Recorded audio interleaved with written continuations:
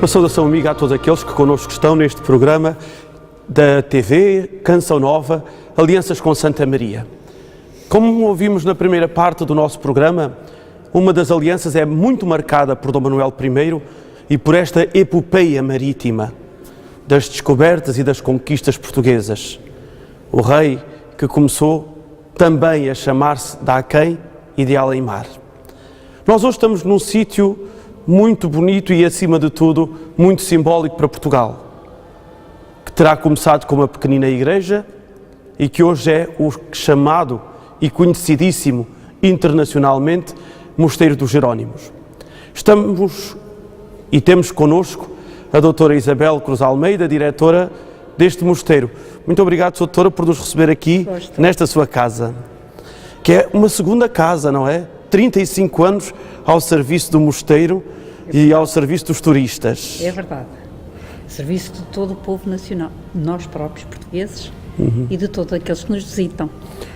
São muitos e vêm de muitos e muitos lugares do mundo, com culturas e civilizações que transportam, tal e qual como esses homens há 500 anos, quando partiram daqui e tinham aqui nesta igreja a sua última missa, antes da partida.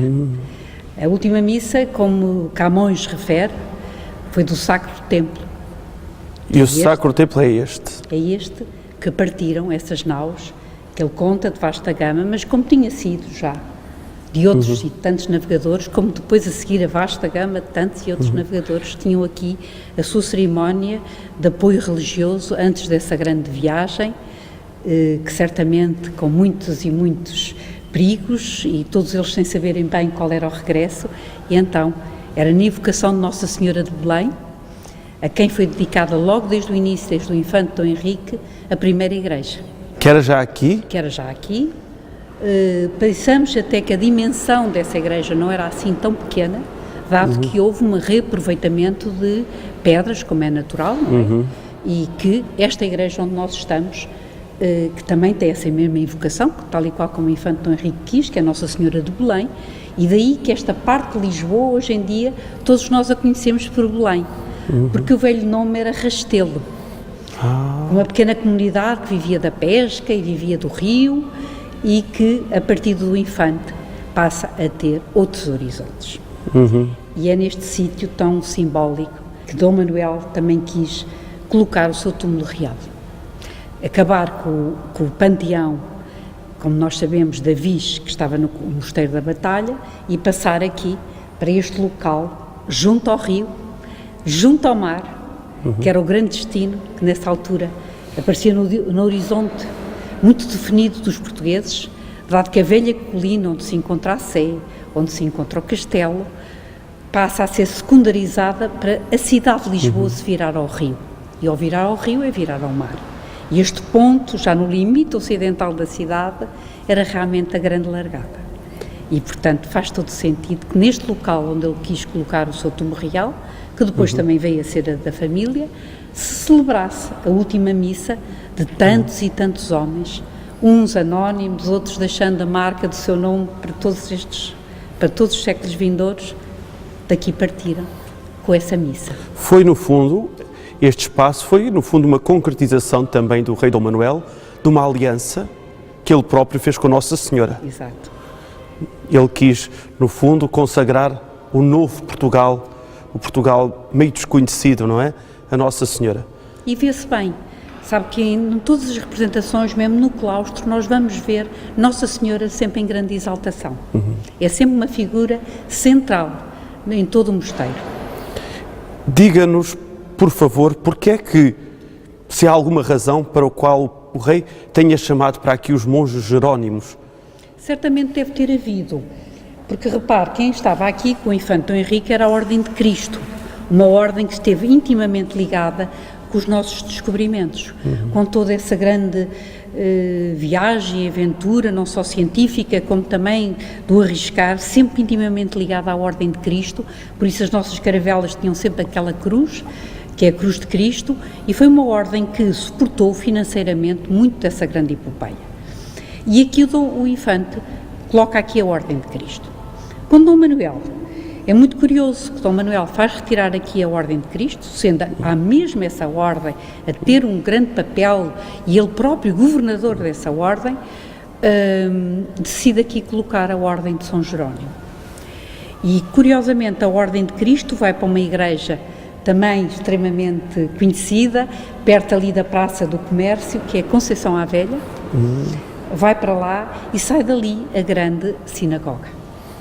Portanto, é muito curioso ver que isto não é possivelmente independente da influência da Casa Real de Castela, porque nós temos que pensar que quando este novo mosteiro é pensado e tem autorização papal para a sua construção em 1496, a ideia, efetivamente, era colocar aqui uma ordem que, na altura, desempenhava um papel importantíssimo na Casa Real.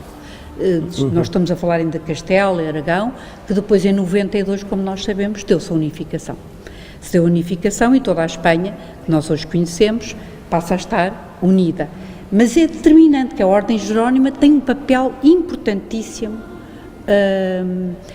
nessa dinastia nova que é de Espanha. E ela é sempre uma ordem muito bem quista aos reis católicos. E podemos ver isso em grandes conventos da nossa vizinha Espanha, que a Ordem Jerónima é sempre de grandes conventos. Repare que Granada, quando é conquistada, é colocada lá os Jerónimos, exatamente no local que nós temos a Sé, e onde está um túmulo dos reis católicos. Para Carlos V há o grande projeto que é o Escorial. Portanto, sempre a Ordem Jerónimo. Ainda hoje a Ordem Jerónimo existe em Espanha. Eu sei que já não com a vitalidade, nem mais ou menos, que teve nesses séculos, não é? Que nós estamos a falar do 15, 16, 17, por aí fora, mas ainda existe a Ordem Jerónimo em Espanha. Aliás, é o único local. E aqui os monges tinham uma grande atividade pastoral, espiritual, não é? Muito. Podemos notar isso, por exemplo, nos inúmeros confessionários que aqui estão.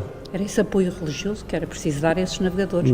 E neste sítio onde nós estamos, estes monges passavam uma parte significativa do seu dia, porque eles passavam aqui 7 horas do seu dia reunidos. 7 horas? Em oração. Era a sala, no fundo, fez as vezes a sala do capítulo. Portanto, ali havia uma sala dos reis, que foi construída já por Catarina da Áustria, este espaço, portanto, daquele lado, e o outro lado era o dormitório. Onde nós estamos a ver hoje o Museu de Arqueologia era o antigo dormitório.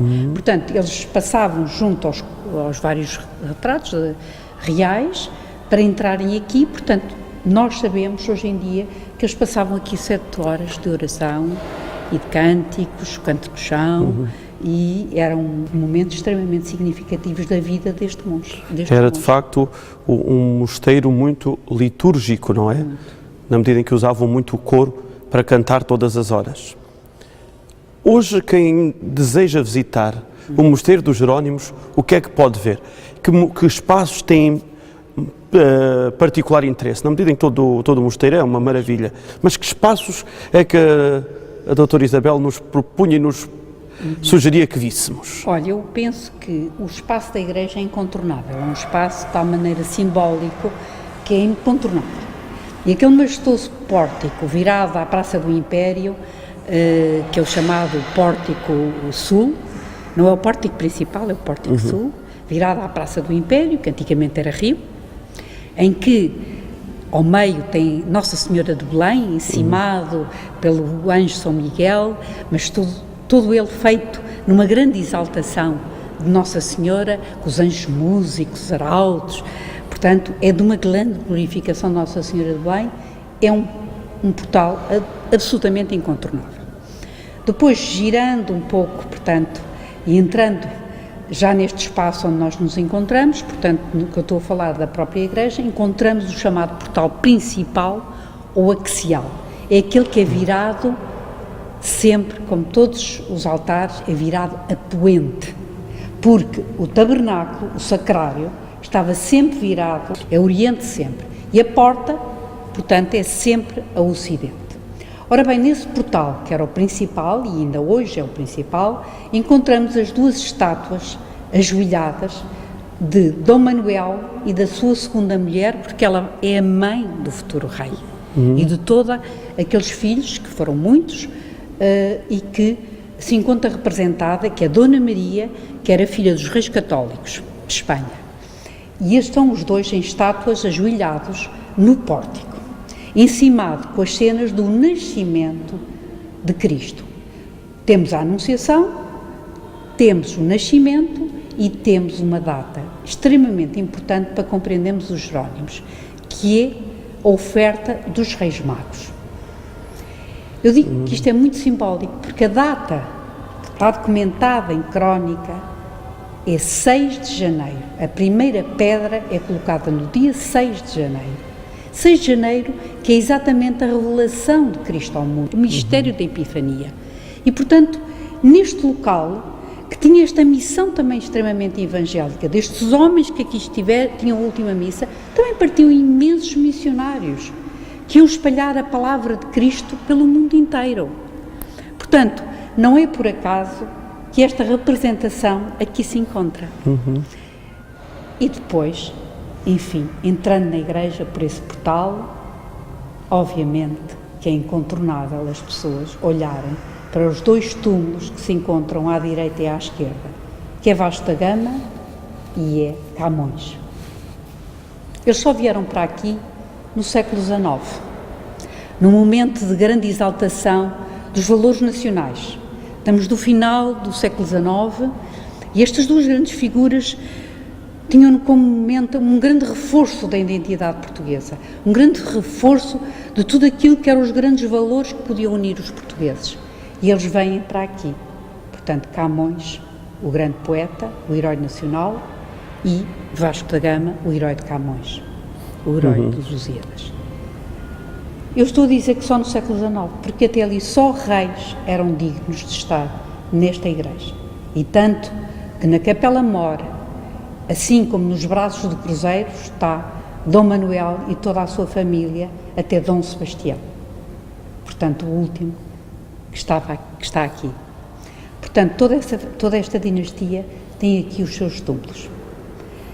Enfim, eu penso que tudo isso é digno de nota, aqueles elefantes que suportam aqueles túmulos, enfim, é onde não passa, obviamente, despercebida a grande influência que o Oriente também trouxe à nossa cultura, e eu penso que isso são elementos extremamente importantes desta visita.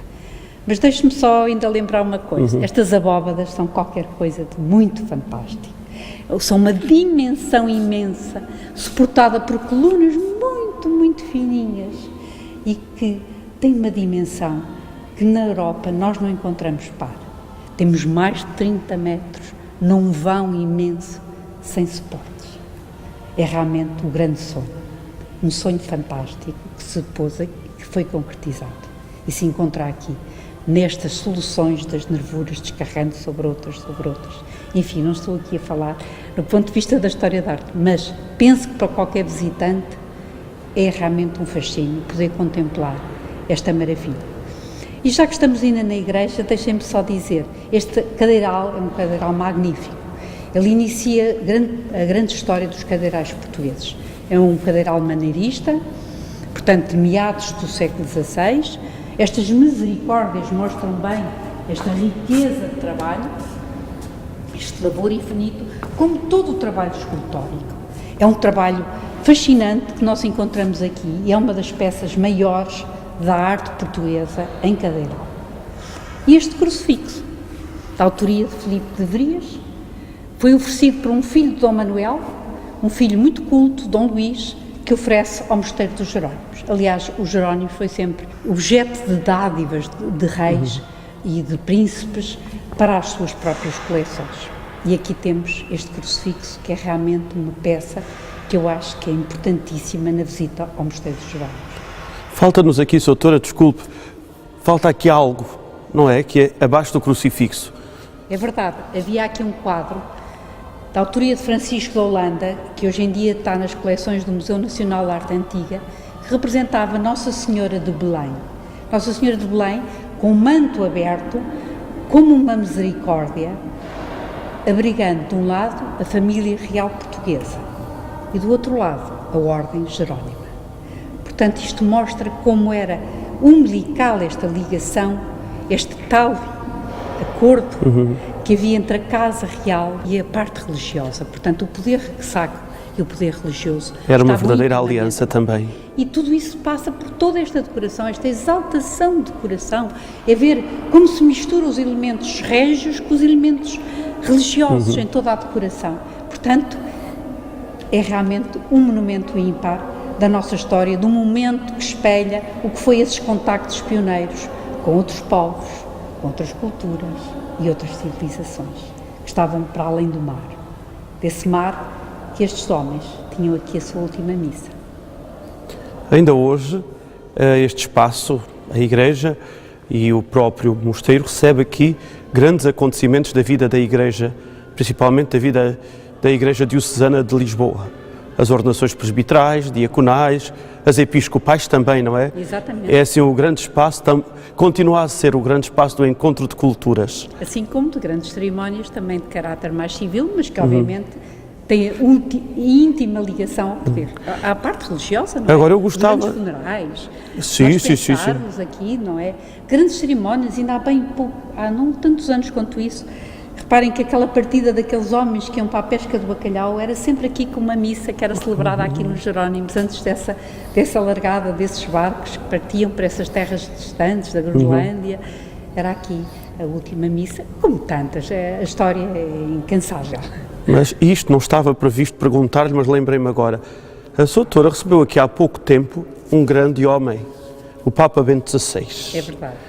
Quer partilhar connosco essa experiência, apesar de ser sempre momentos íntimos, não é? Mas gostava de partilhar connosco. Nós tínhamos muita curiosidade em saber o que foi receber o Papa. Foi um momento muito importante da vivência deste mosteiro e, obviamente, quem teve a possibilidade desse contacto, como foi o Sr. Padre, que é o prior de Santa Maria de Belém, e eu que estava na qualidade de responsável pelo mosteiro. Aqui a parte da igreja foi o Sr. Padre que fez a visita. Penso que muito orientada para a parte da vivência religiosa da paróquia Santa Maria de Belém. E depois foi a parte do claustro.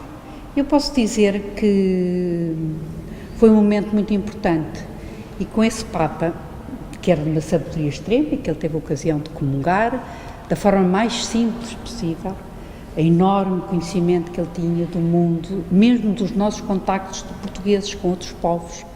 E lembro-me sempre daquelas imagens que tinham a ver, possivelmente, com a imagem que está ali esculpida na pedra, que seria um filho do rei do Congo, com quem Dom Manuel tinha as melhores relações e que depois desse filho, que foi Dom Henrique, que foi bispo, veio fundar a Igreja Cristã no Congo. Se me permite, eu penso que aquilo que nos deixou de muito especial foi a sua enorme humildade, a sua grande simplicidade. Um homem de grande saber, mas um homem de grande humildade. Aquilo que nós poderíamos ver pela televisão nesse dia foi um homem enorme a sentir-se muito pequenino diante deste mistério mesmo, da arte, da cultura, da história, da espiritualidade. Foi uma lição.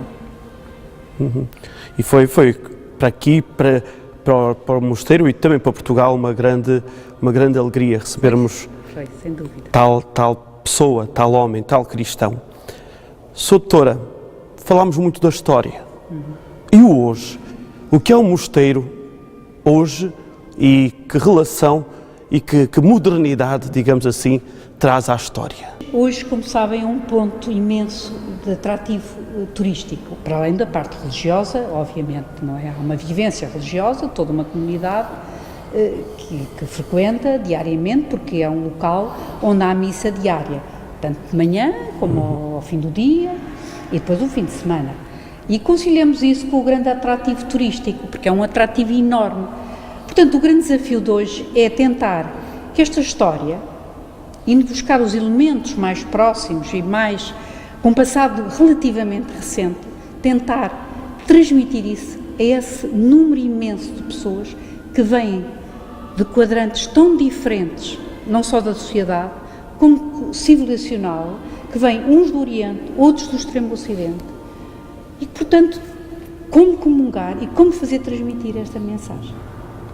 E isso é o grande desafio de hoje. É aquilo que nós tentamos ver aos poucos e modestamente, tentar chegar a todas essas pessoas, uns com uma formação cultural superior, outros com uma formação média e outros tantos, que o seu grande atrativo é realmente viajar e conhecer outros mundos, mas que não tem uma bagagem tão grande e, portanto, há que procurar comunicar com todos eles e que se sintam mais ricos depois de visitar este monumento. E há uma questão interessante também que muitos discutem em Portugal, que é a relação da Igreja com o Estado e do Estado com a Igreja.